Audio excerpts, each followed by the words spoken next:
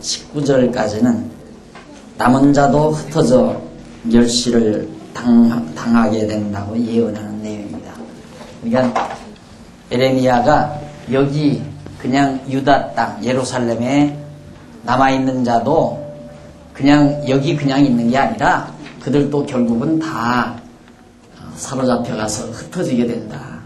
그리고 고난을 당하게 된다는 것을 에레미야가 예언하죠. 너희가 말하기를 여호와께서 바벨론에서 우리를 위하여 선지자들을 일으키셨다 하므로 여호와께서 다윗 위에 앉은 왕과 이 성에 거하는 모든 백성 곧 너희와 함께 포로되어 가지 아니한 너희 형제에게 대하여 이같이 말씀하시느니라.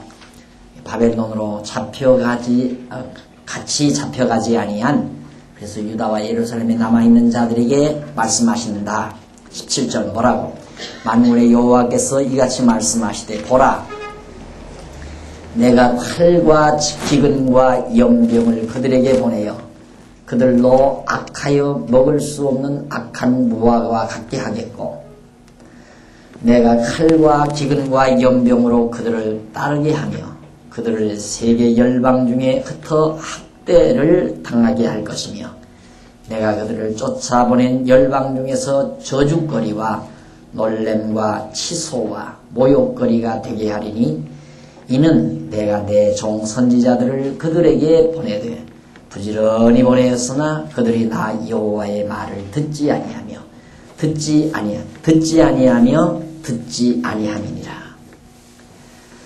자, 그러니까 여호와의 말을 듣지 않았기 때문에 내가 결국 저주거리가 되고 칼과 기근과 연병으로 이 남아있는 자들도 다 멸하겠다. 이유는 19절에 나오죠. 왜 그러는가? 그 이유는 내가 내 종 선지자들을 그들에게 보내되, 우리야와 에레미야와 같은 선지자를 보내서 예언도 하게 했지만 그 이전, 그 앞서 이사야, 이 당시에 이사야, 여러 선지자들이, 작은 선지자들이 많이 있습니다. 이 선지자들을 보내서 예언해도 안 들어요. 우상 섬기면 안 된다. 아세라상 섬기면 안 된다. 여호와께로 돌아오라. 아무리 선지자들이 외쳐도 선지자들의 말을 듣지를 않아요. 왜? 현실에 취해서. 그 당시 살기 좋았으니까, 괜찮으니까요. 어때요? 우상 섬기고 살아도 병도 없고 전쟁도 없고 평안하고, 무엇 때문에 답답하게 선지자들이 말하는 말을 들을 리가 있겠습니까? 그러니까 사실은 이 하나님의 말씀을 멀리한다는 것처럼 우리 신자들에게 위기는 없습니다. 그게 위기예요. 왜 그게 위기냐면, 우리가 이렇게 일용할 양식처럼 하나님의 말씀을 자꾸 듣지 않냐면요, 은연중 자기도 모르게 자꾸 생각이 다른 방향으로 돌아가요. 그리고 우리 기존에 가지고 있는 정보들이 그대로 살아남죠. 근데 이 살아남은 게, 여러분 가만히 살아보세요. 살면서 보면 어렸을 때 받았던 여러 가지 정보, 그것들이 머리에 깊게 배겨 있어요. 어렸을 때. 그리고는 이렇게 어른이 돼서 지금 공부한 것들은 듣고 나면 금방 잊어버리죠. 듣고 나면 잊어버려요. 일주일 전에 들은 거 무슨 말인가 잊어버렸다. 여기 와서 하나하나 전해줄 거니 잠깐, 그렇구나. 그리고 또 기억해서 지금 강의할 때는 맞아. 그러고 들어요. 듣고는 이제 나가면서 잊어버려요. 그러니 우리가 하나님의 말씀을 듣는 것을 등한히 하게 되면 자연적으로 전에 내가 가지고 있었던 생각으로 되돌아가게 돼 있어요. 되돌아가게. 그러니까 제가 이렇게 목회를 하면서 보면 10년 전 사람이 다시 돌아오거나, 옛날 저 장안동에서 이렇게 공부했던, 말씀 들었던 사람이 이제 도로 찾아와서, 목사님, 제가 연보 좀 할래요 하고서 연보교에다 연보는 그 가는 사람들이 있어요. 그러면서 이제 말씀 듣기 다시 시작했고 공부하기 시작했느라고, 이런 사람들도 있고. 왜? 한참 돌다 보면 정신이 나거든요. 그러니까 우리가 하나님의 말씀을 멀리하게 되면 원위치로 돌아가게 돼 있고, 원위치로 돌아가면 다시 세속에 쌓여서 온갖 모든 사람들이 살아가는 방법대로 사는 거죠. 그들이 욕심 부리는 건 나도 욕심 부리고, 그들이 갖고 싶어 하는 건 나도 갖고 싶고, 그들이 누리는 건 나도 누리고 싶고, 그들과 경쟁하고, 그들과 시기하고 질투하면서, 그러면서 사는 것이 인간 모습이란 말입니다. 그래서 이스라엘 백성도 마찬가지예요. 여기서 그냥 살면서 이방인들 살듯이 그들이 아세라 섬기니까 얼마나 좋아요. 눈으로 보이는 우상 앞에 가서 꿈뻑꿈뻑 절하는 것이 훨씬 편해요. 여호와가 누군지도 알 수도 없고 배우려면 골치 아프고요. 여호와를 알려면 이 모든 것을 다 공부해야 되니 얼마나 머리 아파요. 그러니까 우상 섬기는 건 간단하단 말입니다. 그냥 만들어 놓은 우상 앞에 가서 절하고 제물 드리면 끝나잖아요. 이방인들도 다 그렇게 사는데 그렇게 편안하게 살지 뭘 골치 아프게 그러느냐 이런 생각이 자꾸만 들게 되죠. 그래서 선지자들이 와서 올바른 얘기하면 듣기 싫으니까 다 잡아 죽여버리고 듣지도 않고 이랬기 때문에 내가 너희를 가만히 놔주지 않겠다. 29절 다시 보세요. 이는 내가 내 종 선지자들을 그들에게 보내되 부지런히 하나님께서 보냈지만은 그들이 나 여호와의 말을 듣지 선지자들이 전하는 말을 듣지 아니하며 듣지 아니함이니라. 여호와의 말이니라. 그런즉 내가 예루살렘에서 바벨론으로 보낸 너희 모든 포로여 나 여호와의 말을 들을지니라. 만군의 여호와 이스라엘의 하나님 내가 골라야의 아들 아합과 아마스야의 아들 시드기야에게 대하여 말하노라. 그들은 내 이름으로 너희에게 거짓을 예언한 자라. 보라 내가 그들을 바벨론 왕 느부갓네살에 붙이리니 그가 너희 목전에서 그들을 죽일 것이니라. 결국 바벨론 왕 느부갓네살 손에 누구도 아마스야의 아들 시드기야도 죽고 아합도 골라야의 아들 아합도 죽고 다 느부갓네살 왕의 손에 붙여 죽이게 된다. 22절 너희 바벨론에 있는 유다 모든 포로가 그들로 저주거리를 삼아서 이르기를 여호와께서 너로 바벨론 왕이 불살라 죽인 시드기야와 아합 같게 하시기를 원하노라 하리니 그 뒤로부터 이제 너희들은 느부갓네살 왕의 손에 왕이 불살라 죽인 어떻게 시드기야도 불태워 죽이고 아합도 불태워 죽인다 이 말이에요. 그렇게 하리니 이는 그들이 이스라엘 중에서 망령되이 행하여 그 이웃의 아내와 행음하며 내가 그들에게 명하지 아니한 거짓을 내 이름으로 말함이니라. 이웃나라 모든 우상들과 행음하면서 그렇게 살았다 이 말이에요. 하나님 여호와를 경외하지 아니하고 이웃 이방 나라들이 섬기는 신을 왜 너희들이 섬기느냐 이 말이에요. 그걸 하나님이 용납하게 하나님이 이스라엘의 남편인데 왜 나를 안 섬기고 결국 이웃과 행음하며 그렇게 사느냐. 그러면서 나는 아는 자요 증인이니 여호와의 증인이라 여호와의 말이니라 하셨다 하였더라 하는 얘기입니다. 자, 그 다음 이제 24절부터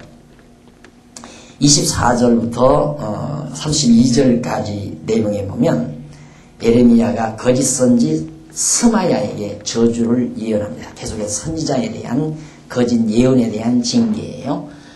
너는 느헬랄 사람 스마야에게 이같이 말하여 이르라. 만군의 여호와 이스라엘의 하나님이 이같이 말씀하여 가라사대 네가 네 이름으로 예루살렘에 있는 모든 백성과 제사장 마세야의 아들 스바냐 선지서 있죠? 우리가 조금 있으면 배울 거예요. 스바냐와 모든 제사장들이 그를 보내어 이르기를 여호와께서 너로 제사장 여호야다를 대신하여 제사장을 삼아 여호와의 집 유사로 세우심은 무릇 미친 자와 자칭 선지자들을 착고에 채우며 칼을 메우게 하심이여늘 이제 네가 어찌하여 너희 중에 자칭 선지자라 하는 아나돗 사람 에레미야를 책망하지 아니하느냐.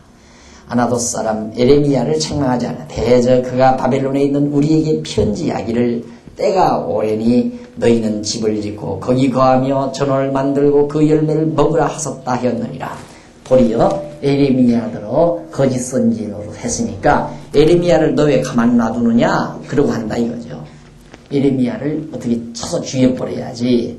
그래서 제사장 스바냐가 스마야의 글을 선지자 에레미야에게 읽어드릴 때 제사장 스마야라는 사람이 그렇게 글을 써서 이제 스바냐에게 보낸 거예요. 그러니까 스바냐가 에레미야 앞에서 그 글을 읽는 겁니다.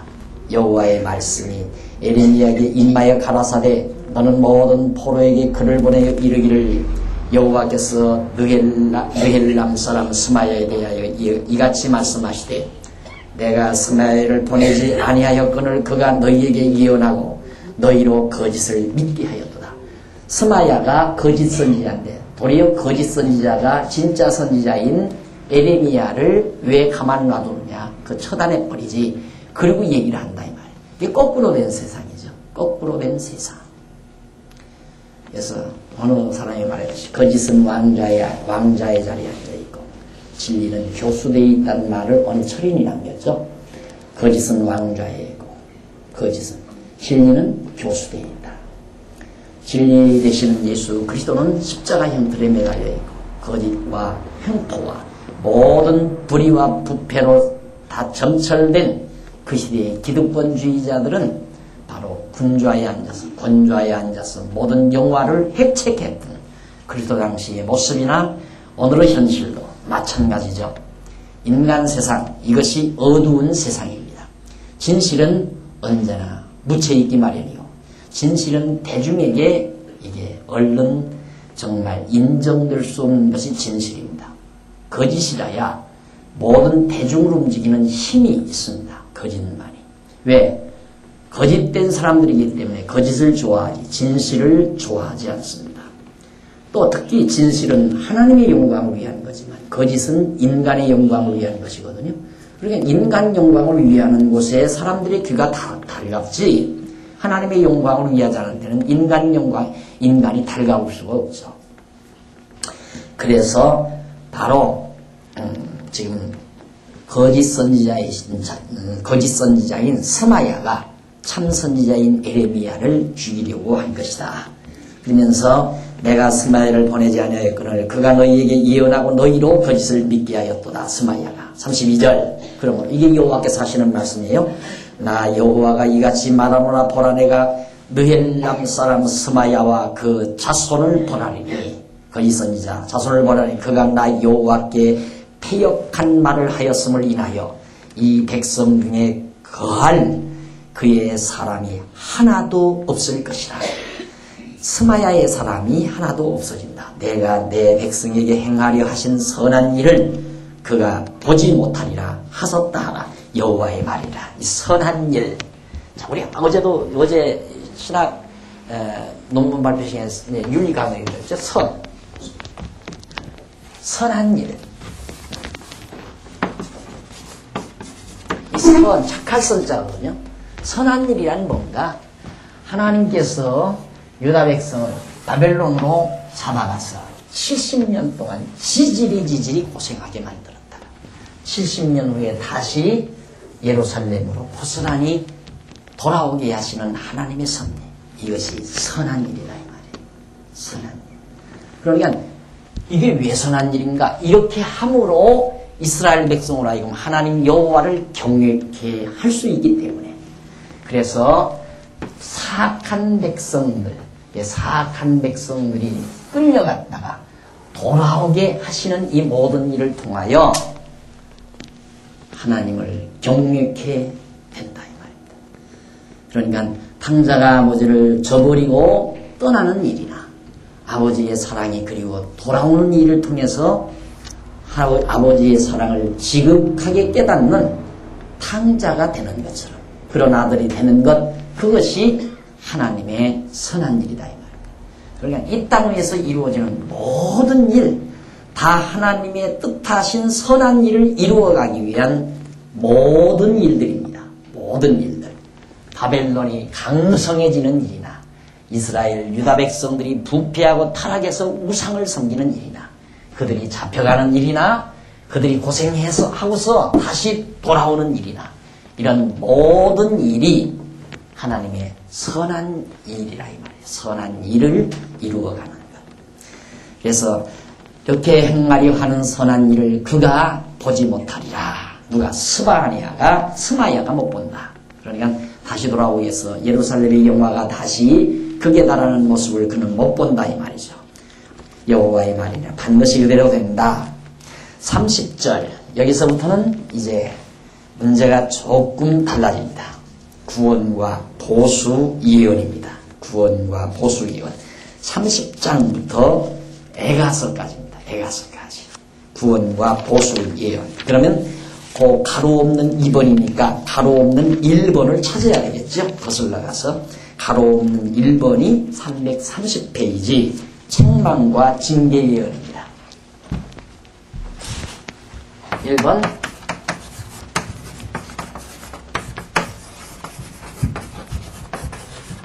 그 다음 2번 뭐라고요? 구원과 보수예요. 그러니까 책망과 징계 역시 이게 책망과 징계 뽑으시고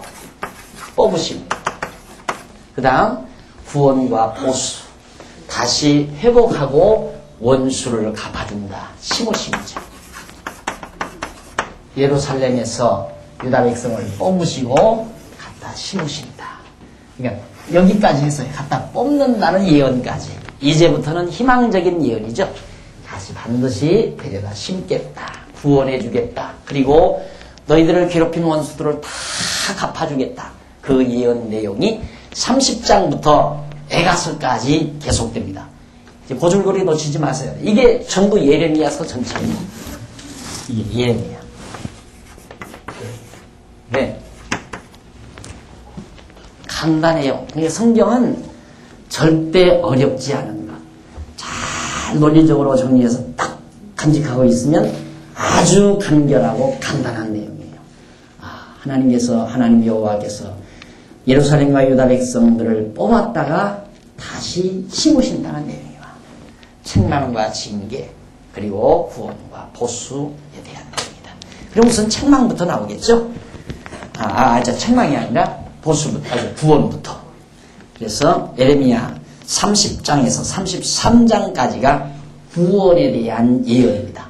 구원, 하나님께서 구원해 주겠다. 그것이 33장까지. 그리고는 그 밑에 338페이지 제일 밑에서 네 번째 줄 보면은 양쪽 가로 1번 나와요.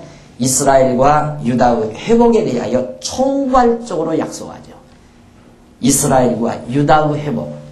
이스라엘은 북쪽 이스라엘, 이미 이것은 북쪽 이스라엘은 벌써 721년에 다 아수르에게 망했어요. 아수르에게 망하고 나라는 다 망해버리고 백성들은 지금 더러더러 포로로 잡혀가서 여기저기 많이 흩어져 있어요. 백성들은. 그리고 남쪽 유다는 나라는 그대로 있고 백성들 또 일부는 잡혀갔지만 여기 지금 시드기야가 왕으로서 그대로 나라가 존속을 해요. 그러니까 여기 흩어진 이스라엘과 남쪽 유다 잡혀간 백성이나 아직 잡혀가지 아니한 백성이나 이들 모든 이스라엘과 유다에 대한 모든 백성에 대한 종합적인 총괄적인 약속이 1절로 3절입니다. 한번 읽어보십시다. 30장 1절 여호와께로서 말씀이 에레미야에게 임하여 이르시니라. 이스라엘의 하나님 여호와께서 이같이 일러 가라사대 내가 내게 이른 모든 말을 책에 기록하라. 이렇게 이런 말을 이렇게 기록하라. 이게 하나님 말씀 아니에요. 그래서 에레미야서를 그래 기록한 거예요. 기록하라 하니까 그대로 기록한 거예요. 기록하라. 나 여호와가 말하노라. 내가 내 백성 이스라엘과 유다의 포로를 돌이킬 때가 이르리니 내가 그들을 그 열조에게 준 땅으로 돌아오게 할 것이라. 그들이 그것을 차지하리라. 여호와의 말이니라. 다 흩어졌지만은 이때 망할 때 일부 10지파 그 중에 많이 망하고 일부 백성들이 남아있고 여기도 유다 남아있고 잡혀간 포로 있고 이들이 다 이제 또 잡혀가겠지만 때가 이르면 다 모아서 다시 돌아오게 합니다. 가나안 땅, 열조에게 약속했던 가나안 땅으로 분명히 다시 돌아오게 해주겠다 하는 것이 바로 종합적인 총괄적인 언약의 내용입니다. 약속 내용. 4절로 11절에 보면 야곱 환난 때의 멍에를 꺾고 구원할 것을 약속을 하죠. 아까 멍에 메어줬다고 그랬죠? 에레미야에게 그 멍에를 다 꺾어버려요. 여호와께서 이스라엘과 유다에 대하여 하신 말씀이 이러하니라. 여호와께서 이같이 말씀하시되 우리가 떨리는 소리를 들으니 두려움이요 평안함이 아니로다. 야 두렵다. 평안함이 아니로구나. 너희는 자식을 해산하는 남자가 있는가 물어보라. 남자마다 해산하는 여인같이 손으로 각기 허리를 짚고 그 얼굴빛이 창백하여 보이면 어찌미뇨. 아이 낳는 여인처럼 허리에다가 손을 짚고 얼굴이 막 창백해져요. 남자들이 다 그러게 돼요. 두려워서. 슬프다 그날이요. 비할 데 없이 크니 이는 야곱의 환난의 때가 되미로다. 많은 그가 요 많은이 희망이죠. 환난의 때로다. 많은 그가 이에서 구하여 내물 얻으리로다. 얼마나 자 이렇게 두려움이 몰려오지만 반드시 하나님께서 구하여 낸다. 구하여 내물 얻으리로다. 만군의 여호와가 말하노라. 그날에 내가 내 목에서 그 멍에를 꺾어버리며 네 줄을 끊으리니 이방인이 다시는 너를 부르지 못할 것이며 너희는 너희 하나님 나 여호와를 섬기며 내가 너희를 위하여 일으킬 너희 왕 다윗을 섬기리라. 다시 다윗 왕 다윗을 섬긴다니까 인도의 역사를 거슬러 올라가 섬긴단 말이야. 다윗의 왕가 그 왕가가 그냥 이어져서 이 왕가 원래대로 이 건방진 놈들은 여기서 달려나가가지고 결국은 망해버렸지만 백성들은 다시 돌아와서 다 유다와 합동해서 돌아오는 자들이 이제 다윗을 다시 섬겨 올바르게 나라를 다시 회복해 줄 것을 말씀하고 있습니다. 왜? 그건 다윗과의 언약이었고 아브라함과 이삭과 야곱과의 언약이니까 그 언약대로 하나님은 그대로 지속을 시키시는 것입니다. 그 다음 어디죠? 다윗을 섬기리라. 그러므로 나 여호와가 그러므로 10절 나 여호와가 말하노라 내 종 야곱아 두려워 말라 이 말이에요. 하나님이 이렇게 다 장래 소망을 두고 하시는 일이니까 두려워할 것 없다. 뭐 허리에 손을 짚고 얼굴까지 그렇게 창백해지느냐. 두려워하지 말고 담대하라 그 말이죠. 그러니까 우리가 이런 하나님의 섭리를 정말 이게 역사적인 사실이거든요. 이런 걸 바라보면 우리에게 약간의 어려움, 경제한 바와 같은 이런 사실 이런 가벼운 채찍이죠. 솔직히 우리들에게 뭔가 간단한 그런 거 보면 하나님 법 사랑해요. 전쟁 일으키지 않고 상상해 보십시오. 김정일이가 정말 바보처럼 땅땅하고 넘어와서 서울 완전히 불바다위에 앉아있는 거 아니에요. 하나 떨어지면 가스가 여기저기서 못 받아. 이건 뭐 형편없게 돼요. 형편없게. 다 준비해 놓은 거죠. 형편없을 거 다 준비해 놓고 사는 거예요. 가스 전부 다 가스관 다 묻어놓고 막 석유 몽땅 갖다가 채워놨습니다. 그러기도 한 방씩 떨궈뜨려 놓고 그냥 뭐 완전히 불바다 돼버리는 거예요. 하나님께서 그렇게 하지 않고 이렇게 가벼운 자극을 우리에게 주는 겁니다. 너들 마음대로 되는 게 아니라 뭐 한국의 기적 박정희가 나왔다. 박정희가 그립다. 이딴 소리 자꾸 하니까 박정희가 이 나라 경제를 이렇게 살린 건가요? 김영삼이가 이거 다 돌려가 엎어본 것다. 자꾸 사람에게다 그러니까 하나님께서 아니야. 박정희가 일으킨 것도 아니고 김영삼 씨가 망쳐놓은 것도 아니고 다 역사는 하나님이 손에 쥐고 주관합니다. 이걸 깨닫게 하시려는 것이 하나님의 섭리죠. 그러니까 우리 공연히 쓸데없이 인간에게 소망 두면 안 돼. 아무에게도 소망 두면 안 돼. 오직 여호와 바라보고 사는 이것이 우리 신자의 가장 지혜로움이라는 것 꼭 명심해야 됩니다. 내가 아들 잘 일러서 잘 훌륭한 사람 만들어놓은 저놈이 가문을 일으킬 것이다. 이것도 다 부질없는 생각, 하나님을 노엽게 하는 생각들이에요. 하나님이 아들을 잘나게도 하고 못나게도 하시는 거고 못난 아들을 통해서 가대 일으킬 수도 있고 잘난 아들 놈이 가대를 다 틀려 퍼먹을 수도 있는 거고 이것이 하나님 하시는 일이니까 부득불 못 가는 서울대학만 가라고 그렇게 족치고 했을 것도 없어요. 삼류대학, 지방대학도 못 나와서 빌빌대는 놈이 성공해서 가정을 잘 아름답게 가꾸는 놈이 있는가 하면 죽으라고 애써서 못 먹고 못 입어가면서 과외선생님 붙여가지고 서울대학 보내놨더니 이놈이 가정 왕창 망쳐놓는 놈도 있고 그러잖아요. 서울대학 보냈는데 그냥 저 아버지 등에 업고 해먹고는 가정 완전히 망쳐버리잖아요. 그러면 대학 못 가서 봐요. 친구 없어서 그 집 하락에도 못 가요. 근데 좋은 대학 가서 하니까 아버지 빚 등에 업고서 해가지고 완전히 김씨가면 다 망쳐버리잖아요. 그거 모르는 거예요. 그러니까 자녀들 자체의 실력을 믿지 말고 하나님 능력 믿고 거기에 소망 두고 사는 것이 그리스도인의 온당한 자세인 것은 틀림이 없습니다. 자, 이렇게 해서 하나님께서 결국 정말 하나님이 망하게 할 자 망하고 흥하게 할 자 흥하게 하는데, 그러므로 너 두려워하지 말라. 야곱아 두려워하지 말라. 이스라엘아 놀라지 말라. 내가 너를 원방에서 구원하고 네 자손을 포로된 땅에서 구원하니 먼 지방에서 다 모아오게 하겠다. 야곱이 돌아와서 태평과 안락을 얻을 것이라. 너를 두렵게 할 자가 없으리라. 나 여호와가 말하노라. 내가 너와 함께하여 너를 구원할 것이라. 내가 너를 흩었던 그 열방은 진멸한다 할지라도 너는 진멸하지 아니하리라. 그러나 내가 공도로 너를 징책할 것이요 결코 무지한 자로 여기지 아니하리라. 자, 내가 너희들을 다시 회복해 주지만 내가 너희들에게 70년 동안의 이 아픔은 너희에게 내가 주겠다. 그 말이에요. 간단히 말하여 이 아픔은 주겠다. 자, 이것이 하나님의 단호한 이스라엘 백성들에 대한 약속, 언약입니다. 자, 그래서 우리는 아파도 절망하지 않습니다. 우리에게 어떠한 권고가 와도 낙담하지 않습니다. 왜? 이렇게 섭리하시는 여호와 하나님이 우리의 하나님이니까, 우리를 선택하신 하나님이니까 하나님 우리를 마저 죽이지 않습니다. 절대로 우리를 절망 가운데 빠뜨리지 않는다 하는 것이 우리가 경외하는 여호와 신입니다. 이 신앙을 가지고 우리가 이 땅 위에서 어떤 고난과 역경 속에서라도 두려워하거나 놀라서 사는 사람이 두려움과 놀람 이제 두고 보십시오. 금년 지나고 내년부터 사람 엄청나게 죽어갈 겁니다. 충격을 받아요. 사람이 충격받으면 죽어요.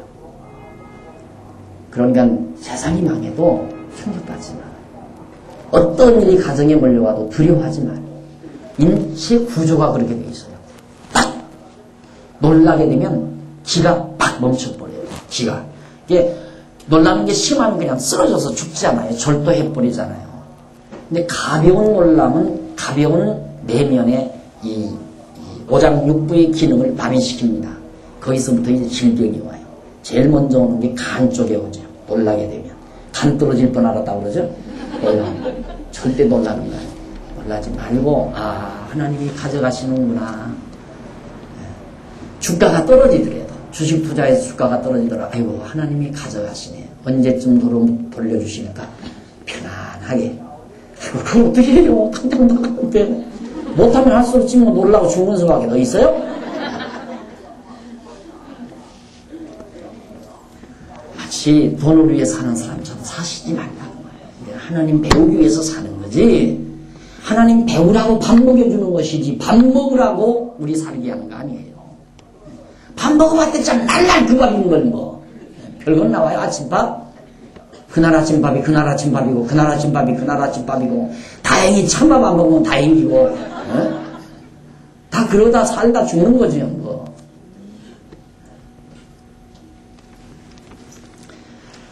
나 여호와가 말하노라. 12절 네 상처는 고칠 수 없고 네 창상은 중하도다. 그렇죠. 놀라고 두려워서 난 상처는 못 고쳐요. 죽어요. 두고 봐요. 내년부터 사람 많이 죽어가지 않나. 빨리 할 일 없는 사람 장의사 차려요. 그러면 괜찮아요. 먹고 살 수 있어요. 진짜 내 예언하니까 하라는 대로 해요. 진짜 사람 많이 죽어갈 거예요. 병원도 수지하고요. 지금 병원 비어가지고 난리인데 병원도 이제는 많을 거예요. 환자 많습니다. 이게 내적 전쟁이에요. 그냥 외적인 전쟁이 일어나면 총 맞아 죽지만은 이건 심리적인 엄청난 충격이 우리에게 가야지. 이게 지금 시작도 아니라고 하잖아요. 경제한파 이거 시작도 아니라고 하잖아요. 이제 본론이 들어오게 되면 말할 수 없죠. 이대로 우리 못 견디잖아요. 많은 사람이 실직당해야 되고 실직당해서 엄청난 충격을 받아야 되고 그런 충격 속에서 놀라지 말란 말입니다. 절대 놀라지 마세요. 편안하게 하나님 가난하게 하시니까 부유하게도 하시고 부유하게 하시는 하나님이 가난하게도 하십니다. 그 하나님 내 편이시다. 믿고 마음 편안히 가정의 어려움 낮출 때 당신 때문에 이랬다 내 잘났다 쌈박질하는 것 빨리 죽자 그 말밖에 안 돼. 내 송사를 변호할 자가 없고 내 상처를 싸맬 약이 없도다. 아무 약이 없어요. 그냥 죽어. 주고 장의사 불러대야 돼. 14절. 너를 사랑하던 자가 다 너를 잊고 찾지 아니하니 이는 네 허물이 크고 네 죄가 수다함을 인하여 내가 대적을 상하게 하는 그것으로 너를 상하게 하며 잔악한 자의 징계하는 그것으로 너를 징계하면은 어찌하여 네 상처를 인하여 부르짖느뇨 네 고통이 낫지 아니하리라 네 죄악이 큰과 죄의 수다함을 인하여 내가 네게 이 일을 행하였느니라. 네가 너무너무 죄가 많고 나를 배역하고 이방신 섬기면서 행동을 저지르니 내가 이렇게 할 수밖에 없다 이 말이에요. 그러나 16절 물은 너를 먹는 자는 먹히며 물은 너를 치는 자는 다 포로가 되며 너를 탈취하는 자는 탈취를 당하며 물은 너를 약탈하는 자는 내가 그로 약탈을 당하게 하리라. 원수가 봐주겠다 이 말이에요. 나 여호와가 말하노라. 그들이 쫓겨간 자라 하며 찾는 자가 없는 시온이라. 한즉 내가 너를 치료하여 네 상처를 낫게 하리라. 하나님만이 유다와 예루살렘 백성들이 받은 바 상처를 하나님만이 낫게 하신다. 때리시고 싸매시는 하나님. 이사야 선지서에서 통해서 우리 확신했죠. 바로 하나님만이 낫게 해주신다.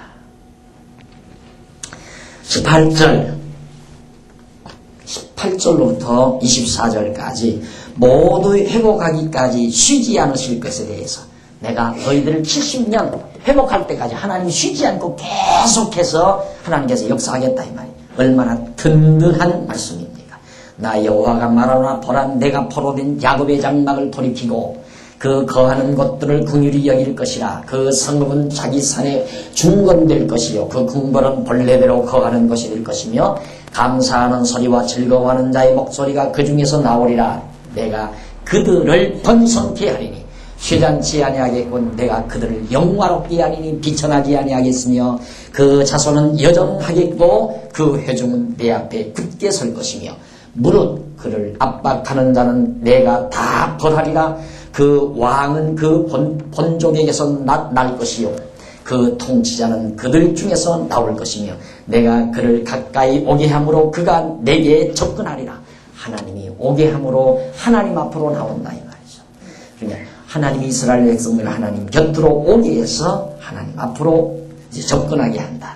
왕도 바로 다윗 유다족 속에서 나오게 하고 그렇지 않고 담대히 내게 접근할 자가 누구요? 하나님이 접근하게 하지 않는데 누가 감히 나한테 올 자가 있겠냐? 무서워서 아무도 못 온다.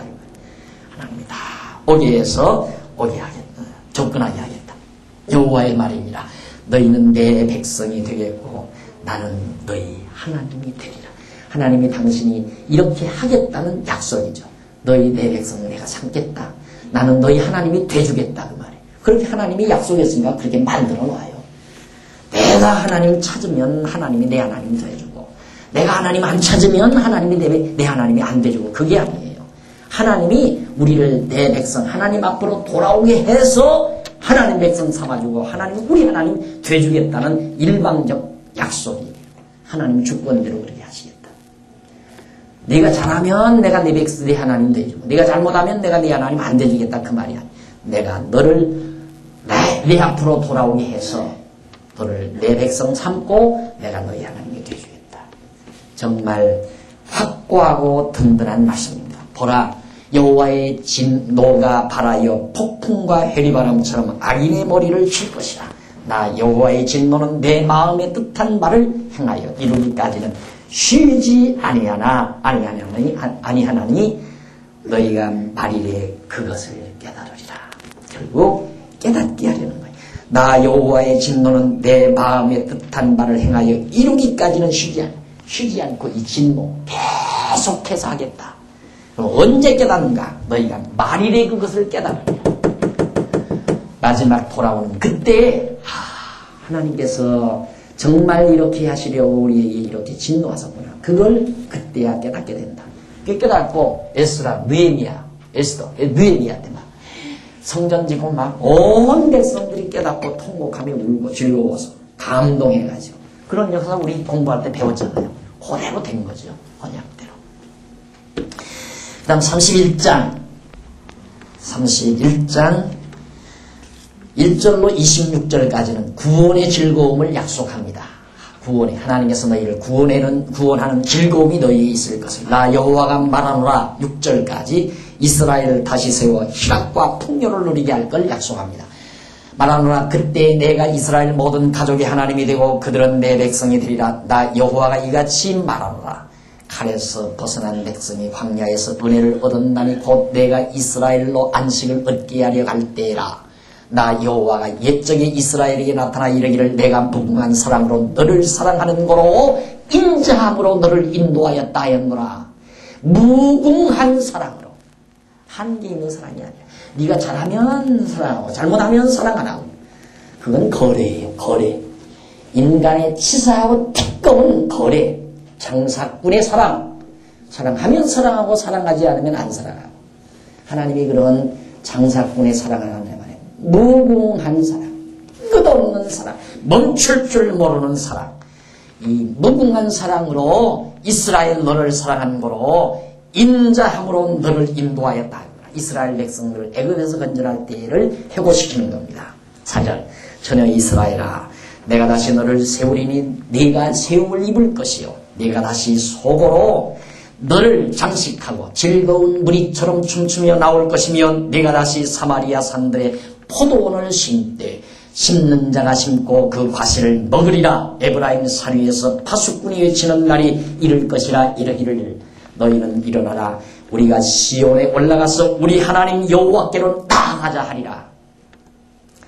풍요로운 세상 가나안 땅에 들어와서 포도원 심고 과수 모든 즐거움과 풍요를 누리면서 하나님께 나아가자 하면서 온 백성들이 하나님 앞으로 돌아오게 될 것을 예언하고 있습니다. 약속해 주고 있죠.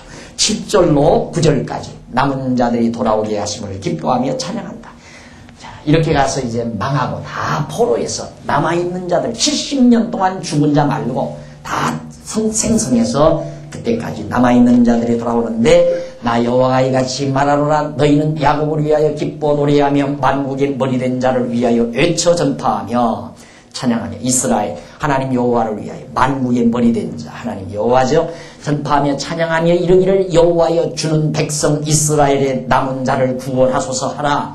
보라 내가 그들을 북편 땅에서 인도하며 땅 끝에서부터 모으리니. 뭘 구하라고 말해주지 않아요. 구원하소서 하라. 주의 백성 이스라엘의 남은 자를 구원하소서. 왜? 하나님이 그렇게 구원해 줄 테니까 구원해 줄 자들을 구원해 달라고 기도하라 그 말이에요. 그러니까 완전한 기도는 하나님이 계획된 내용을 구하는 거예요. 하나님이 작정해 놓으시고 작정대로 구하게 하고 구한 대로 이루어 주므로 하나님이 여호와의 힘을 믿게 하려는 거죠. 자, 구원하소서 하라. 보라 내가 그들을 북편 땅에서 인도하며 땅 끝에서부터 모으리니 그들 중에는 소경과 절룩발이와 잉태한 여인과 해산하는 여인이 함께하여 큰 무리를 이루어 이곳으로 돌아오되 울며 올 것이며 그들이 나의 인도함을 입고 간구할 때에 내가 그들로 넘어지지 아니하고 하숫가의 바른 길로 행하게 하리라. 나는 이스라엘의 아비요 에브라임은 나의 장자니라.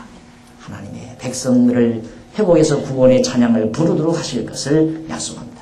예? 지금 현대 역사에서도 이런 모습이 나타나잖아요. 이런 사건이 그 뒤 예수님 오셨잖아요. 예수님 오셨는데 예수 죽인 죄로 만방에 다 흩어졌죠. 유대인들이 다 흩어졌어요. 여러분 유대인들이 다시 집결해서 나라 세울 것은 어느 정치학자나 어느 사회학자도 꿈꾸지도 못한 일입니다. 그들은 이미 2000년 이게 나라 잃은 죄가 국토를 잃고 국권을 잃은 죄가 200년도 아니에요. 2000년 세월이란 말입니다. 그런데 누가 이스라엘이 다시 독립할 걸 누가 꿈만들 거예요. 그런데 하나님께서 약속대로 그들이 1945년에 독립해서 나라를 이뤘어요. 이스라엘 문제가 세계 가장 중요한 국가로 지금 부각되잖아요. 이스라엘이 이제 마지막 전쟁을 일으키는 하나의 중심국가. 현재로는 우리 대한민국이 전쟁 위험도가 제일 크다고 하지만 가장 여러 가지 정치적인 상황이나 여건으로 봐서 지역적인 상황으로 봐서 이스라엘처럼 문제의 국가가 없습니다. 거기에 이스라엘 국가가 지금 형성되고 소비에트의 억류되어 있던 유대인들이 돌아올 줄을 누가 알았습니까? 소련의 그 막강한 세력에게 소련 연방 제도하에서 이미 억류당했던 유대인들. 그 소련 붕괴될 걸 아무도 몰랐잖아요. 하나님께서 붕괴시켜 유대인들이 돌아오게 만든. 그러면 과거 이 당시의 역사가 이때만 있는 게 아니에요. 그 바벨론은 어떻게 돌아오게 할까? 이건 과거 역사라고 하죠. 우리가 살고 있는 오늘의 현대 역사. 지금 바로 나 나서 1945년 난 이후에 되지 말이에요. 독립했어요. 이스라엘이. 지금 그 나라가 생존하고 있고 그 나라가 세계에 지금 가장 이슈를 가진 하나의 정치적인 이슈를 자아내는 하나의 중심국가로 지금 부각하고 있어요. 이것이 하나님 살아계신 역사 지배자인 하나님이 살아계신 확실한 현상, 이 현실 역사적인 거라고 말이죠. 하나님이 약속대로 하시잖아요. 흩었다 모으신다. 예수님께서 예루살렘 딱 올라가셔서 예루살렘 언덕 위에 올라가서 기도할 때 암탈기 병아리 모음처럼 너희를 몇 번이나 모으려 했더냐. 너희가 원치 아니하다. 흩으겠다. 흩었다가 다시 모으겠다는 약속을 예수님도 하셨습니다. 후약에서 한 약속대로죠. 그대로 하나님께서 2000년 동안 흩었다가 지금 모아 놓고 계신, 지금 전투적 모아오고 있는 거예요. 그런데 놀라운 것은 세계의 모든 중요한 시설이나 중요한 정보를 유대인들이 대부분 다 가지고 있다는 거. 그게 보통 일입니까, 여러분? 모든 기술, 모든 재물, 모든 정보, 가장 중요한 정보들을 유대인의 머리가 대부분 가지고 있다. 그들의 머리가 그만큼 샤프하고 그들의 머리가 영특하기 때문에 그렇게 했지만 그게 모두가 다 하나님께서 마지막 역사를 펼쳐가기 위한 하나님의 계획된 섭리라는 것은 두말할 거 없습니다. 역사가 보이잖아요. 미래사가 쫙 내다 보이잖아요. 하나님이 살아계십니다. 이렇게 하나님께서 지금 과거만 이렇게 모으신 게 아니라 현대 우리가 살고 있는 오늘의 현실 속에서도 유대인에 대한 하나님의 섭리는 멈추지 아니하고 계속되고 있는 겁니다. 자, 그 다음 이제 10 얘기해 주려면 큰 소리를 똑바로 한자로 딱 해줘야 돼요. 10절. 네. 열방이여 너희는 나 여호와의 말을 듣고 먼 섬에 전파하여 이르기를 이스라엘을 흩으신 자가 그를 모으시고 목자가 그 양무리에게 행함같이 그를 지키시리로다. 안망에 절대 이제 모아진 이스라엘 유대인들 절대 흩어지지도 않고 망하지도 않아요. 저 나라 건드는 나라마다 망하게 돼 있어요. 두고 보십시오. 이 역사.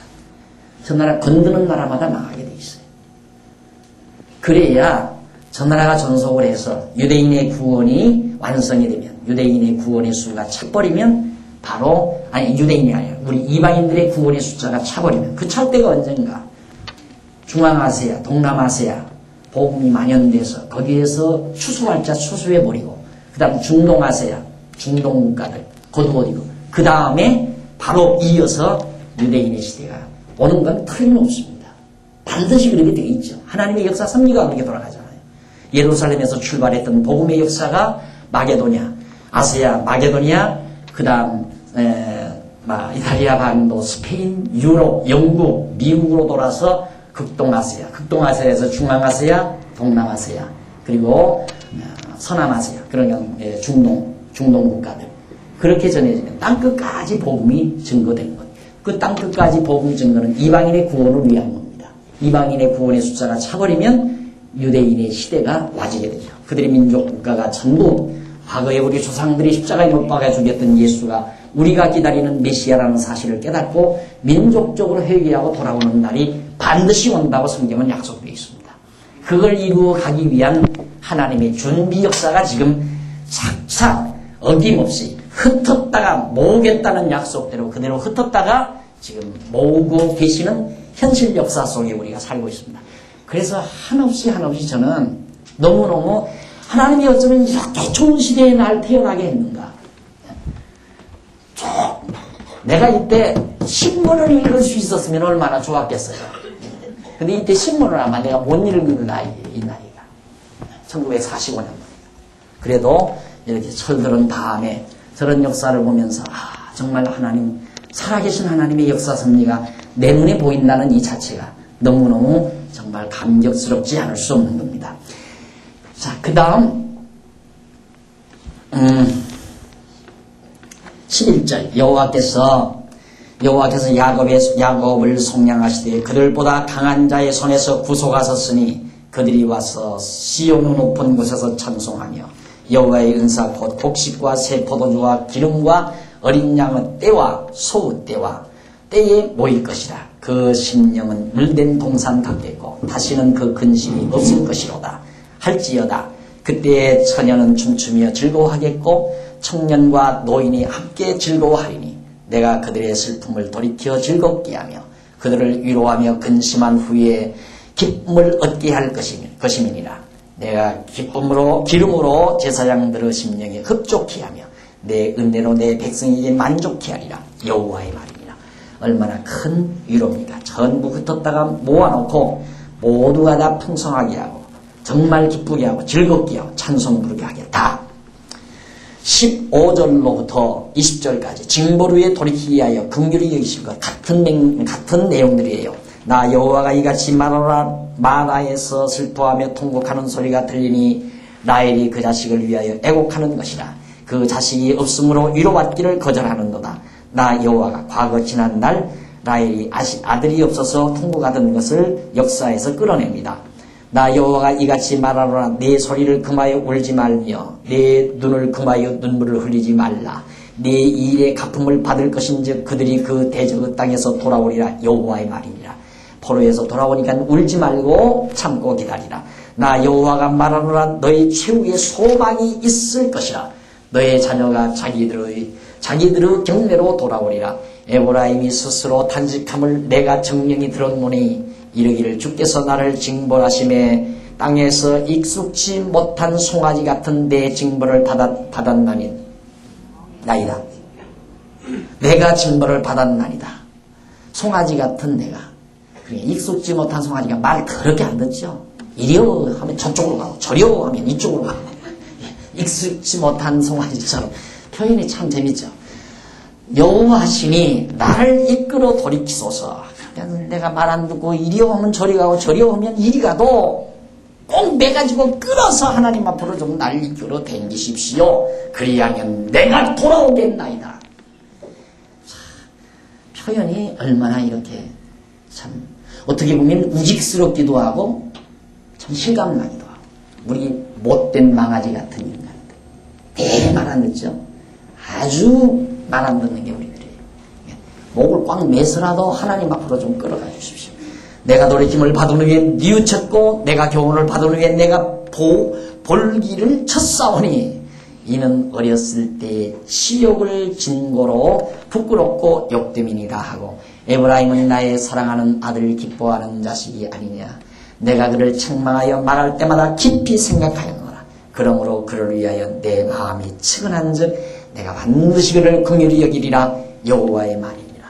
말 안 듣는 자식을 때려놓고 혼자서 건너방에 가서 훌쩍이며 우는 어버이의 자비로운 마음처럼 하나님께서 이스라엘을 사랑하는 백성들을 때려놓고 정말 측은해서 안타까워하는 하나님의 그 무궁한 사랑의 심정을 여기에 잘 담고 있습니다. 21절 처녀 이스라엘아 너를 위하여 길표를 세우며 너를 위하여 목표를 만들고 대로 곧 네가 전에 가던 길에 창념하라. 전에 가던 길에 창념하라. 돌아오라. 내 성읍들로 돌아오라. 패역한 따라 내가 어느 때까지 방황하겠느냐. 여호와가 새 일을 세상에 창조하셨나니 곧 여자가 남자를 안으리라. 이제 여자가 남자를 안고 생육하고 번성하면서 이제 정말 나라가 왕성할 것을 거기서 밝혀주고 있습니다. 나 만군의 여호와 이스라엘의 하나님이 이같이 말하노라. 내가 그 사로잡힌 자를 돌아오게 할 때에 그들이 유다 땅과 그 성읍들에서 다시 이 말을 쓰리니 곧 의로운 처소여 거룩한 산이여 여호와께서 내게 복주시기를 원하노라 할 것이며 유다와 그 모든 성읍인 농부와 양떼를 인도하는 자가 거기 함께 거하리니 이는 내가 그 피곤한 심령을 만족케 하며 무릇 슬픈 심령을 상쾌케 하였음이니라 하시기로 내가 깨어보니 내 잠이 달았더라. 여호와께서 가라사대 보라 내가 사람의 씨와 짐승의 씨를 이스라엘 집과 유다 집에 뿌릴 날이 이르리니 내가 경성하여 그들을 뽑으며 회파하며 전복하며 멸하며 곤란케 하던 것 같이 경성하여 그들을 세우시며 심으리라 여호와의 말이라. 하나님께서 여기다가 짐승의 씨와 사람의 씨를 뿌린다 이 말이에요. 씨 종자가 달라요. 해당초부터. 그러면 씨앗이 달라요. 멸망받을 자의 씨와 회복 하나님의 사랑을 받을 자의 씨가, 짐승은 버릴 자이고 사람은 취할 자거든요. 하나님께서 사람의 씨와 짐승의 씨를 뿌려서 뽑아내고 갖다 심겠다 그 말이에요. 너무 분명하죠? 뽑고 심으시는 여호와 하나님. 그 예레미야 선지자가 예언하는 중심 주제죠. 중심 내용. 그래서 사람의 씨와 짐승의 씨를 뿌려가지고 거기에서 바로 사람의 씨만을 뽑아다가 같이 심어드리겠다. 간단하죠? 여기다 뿌려놨더니만 사람 씨, 짐승 씨가 나가지고 막 잡초 속에 막 우북하니까 여기서 모자리판에서 사람 씨만 싹 뽑아다가 이거 옮겼다가 여기는 다 불태워서 막 다 갈아 엎어버리고 막 전부 다. 그런 다음에 다시 엎어버린 땅 위에다가 가서 사람의 씨로 난 모종을 갖다 심어놓는 하나님의 섭리. 그것이 70년 포로 생활의 의미라고 볼 수 있습니다. 그러면서 여호와의 말이나 29절 그때에 그들이 다시는 이르기를 아비가 신 포도를 먹었으므로 아들의 이가 다시 시지 아니하겠고 신 포도주를 먹는 자마다 그 이가 희망같이 각기 자기 죄악으로만 죽으리라. 자, 여기서 이제 조상의 죄는 차단된다 이 말이에요. 과거 열조들의 죄로 인해서 다 정리됐으니까 자기들이 죄를 지면 그 죄책을 자기들이, 그러면 하나님 여호와를 배반하고 다 깨닫게 했으니까 깨달은 다음에 돌아올 자는, 사람의 씨는 돌아오고 짐승의 씨는 안 돌아오니까 그들은 멸망되어버리고 만다. 나 여호와가 말하노라 보라 날이 이르리니 내가 이스라엘 집과 유다 집에 새 언약을 세우리라. 자, 이제는 갖다 심어놓고 새로운 언약을 세우는데 나 여호와가 말하노라 이 언약은 내가 그들의 열조의 손을 잡고 애굽 땅에서 인도하여 내던 날에 세운 것과 같지 아니할 것은 모세와 맺은 시내산에서 맺은 언약과는 다르다. 내가 그들의 남편이 되었어도 그들이 내 언약을 파하였습니다. 그들은 남편, 이스라엘 백성의 남편이 됐는데도 남편과의 약속을 어기고 가서 못된 짓 했다. 이스라엘 백성이. 나 여호와가 말하노라 그러나 그날 후에 내가 이스라엘 집에 세울 언약은 이러하니. 새 언약은 어떠한 내인가? 곧 내가 나의 법을 그들의 속에 두며, 법을 돌판에 기록하는 게 아니라 마음비에 속에다 두겠다. 겉에다 두면 그 마음에 기록하여, 돌판에 기록하는 게 아니라 마음에 기록하여 나는 그들의 하나님이 되고 그들은 내 백성이 될 것이라. 남편하고 아내 관계가 아니라 내가 이제는 하나님, 그리고 그들은 내 백성으로 삼겠다. 그들이 다시는 각기 이웃과 형제를 가리켜 이르기를 너는 여호와를 알라 하지 아니하리니 이는 작은 자로부터 큰 자까지 다 나를 알미니라. 하나님을 아는 것. 결국 70년의 의미는 어린아이로부터 어른까지 다 하나님 여호와를 알게 하는데 의미가 있었습니다. 알미니라. 내가 그들의 죄악을 사하고 다시는 그 죄를 기억지 아니하리라. 여호와의 말이니라. 절대로 이스라엘 백성들의 죄를 하나님 머릿속에 기억지 않겠다. 다 잊어버리고. 그러나 과거에는 율법은 자꾸 기억나게 하고 하나님께서 죄를 완전히 사하지 않고 또 지으면 또 제사드리게 하고 또 하고 했는데 이제는 그렇게 안 하겠다. 다시는 그 죄를 기억지 아니하리라. 여호와의 말이니라. 그러면서 나 여호와는 해를 낮의 빛으로 주었고 달과 별들을 밤의 빛으로 규정하였고 바다를 격동시켜 그 파도로 소리치게 하나니 내 이름은 만군의 여호와니라. 내가 말하노라 이 규정이 내 앞에서 패할진대 이스라엘 자손도 내 앞에서 패함을 입어 영영이 나라가 되지 못하리라. 나 여호와가 이같이 말하노라. 위로 하늘을 측량할 수 있으며 아래로 땅의 기초를 탐지할 수 있다면 내가 이스라엘 자손의 행한 모든 일을 인하여 그들을 다 버리리라. 여호와의 말입니다. 그러니까 절대 땅의 기초를 탐지할 수도 없고 또 하늘을 측량할 수도 없기 때문에 하나님이 절대 이스라엘을 안 버린다 이 말이죠. 땅을, 하늘을 측량할 수 있고 땅의 깊이를 측량할 수 있다면 버리지만 그러면 그걸 측량 못하니까, 너희들이 그걸 측량 못하니까 내가 너희를 절대 버리지 않는다. 나 여호와가 말하노라. 보라. 38절입니다. 날이 이르리니 이 성을 하나넬 망대에서부터 모퉁이 문까지 여호와를 위하여 건축할 것이라. 이제 성을 다시 세운다. 측량줄로 곧게 갈멜산에 이르고 고아 방면으로 돌아 시체와 제의 골짜기와 기드론 시내에 이르는 데까지와 동편 말문 모퉁이에 이르기까지는 모든 밭이 이르리니. 성터가 더 넓어지는 거예요. 과거보다. 예루살렘 성을 쌓는데 성터는 더 넓혀서 쫙 성을 다시 회복해 준다. 그래서 다 여호와의 성지가 되고 거룩한 땅이 되고 영영이 다시는 뽑히거나 전복되지 아니하리라. 절대 여기서 뽑히거나 전복되지 아니하는다 하는 얘기입니다. 이것이 바로 40절까지 예언한 내용의 말씀입니다. 그래서 31장 1절로 40절까지가 바로 그 1절로 26절까지는 구원의 즐거움을 약속하고 새 언약 수립이 31장 27절로 32절까지였죠. 32장 40절까지 이제 새 언약 계속됩니다. 새 언약 계속되는 내용이 32장 계속됩니다. 1절로 5절 거기도 새 언약에 대한 내용인데 예루살렘 포위 때 패망을 예언한 예레미야가 투옥이 돼요. 결국 여기서. 자, 한번 보십시다. 1절로 5절. 유다왕 시드기야의 제10년 곧 느부갓네살의 제18년에 여호와의 말씀이 예레미야에게 임하니라. 때에 바벨론 군대는 예루살렘을 에워싸고 2차적으로 가서 포로로 잡아갔고 느부갓네살이 18년에 다시 와서 2차 포로를 위해서 예루살렘을 싸고 있을 때 에레미야의 하나님의 말씀이 임했습니다. 때에 바벨론 군대는 예루살렘을 에워싸고 선지자 에레미야는 유다 왕궁 중에 있는 시위대들에 갇혔으니 감옥에 갇혔어요.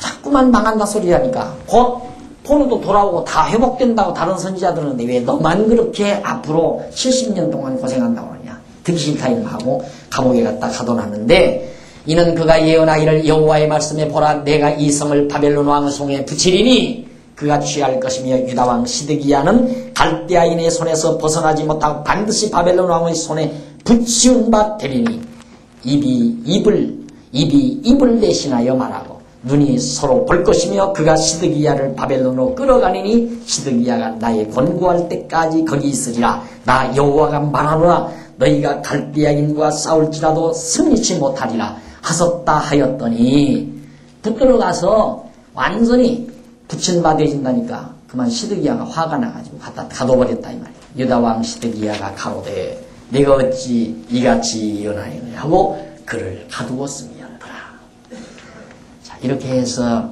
하나님의 바른 말씀을 전했던 예레미야는 급기야 왕궁 옥중에 갇혀버리고 말았습니다. 앞으로 사태가 어떻게 벌어질 것인가 우리 다음 시간 한번 확인해보도록 약속하면서 오늘 강의를 여기서 마칩니다.